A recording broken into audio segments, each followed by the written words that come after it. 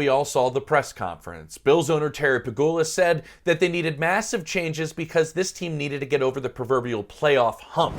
Well, the changes the Bills have made now is promoting their general manager Brandon Beane to president of football operations, and also now promoting their offensive coordinator Joe Brady to head coach.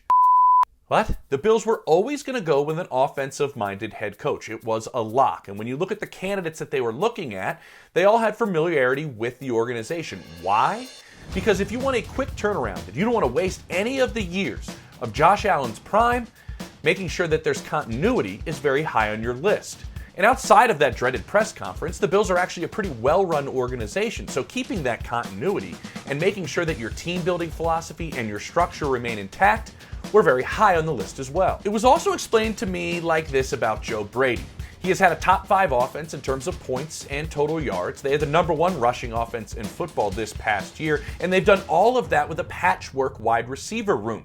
So if he was a candidate that was an external candidate somewhere else, he actually has a pretty good resume if you're evaluating him. Joe Brady has interviewed very well in the past. The Baltimore Ravens this past cycle were very impressed with him, as well as the Falcons in years past as well. And teams have always thought that he had leadership skills that exceeded that of just being an offensive coordinator. So now we all have just learned that the approach has been they didn't want an overarching change. They just wanted the message to be different and the person delivering that message to be different.